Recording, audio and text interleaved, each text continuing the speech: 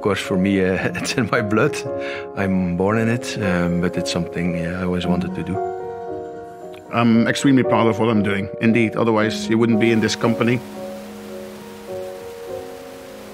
It's a quality product, and it's nice to make something that's going to last. No reason to cut corners. You're proud of what you do.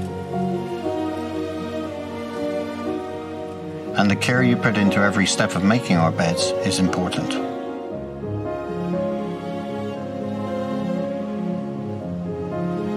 It's an open book, really, from the point of view of the customer. And we'll fashion it in whatever shape or content the customer decides they require.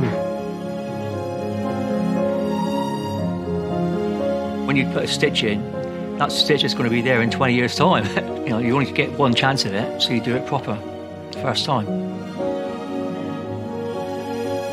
I think it's that mixture of the quality of materials.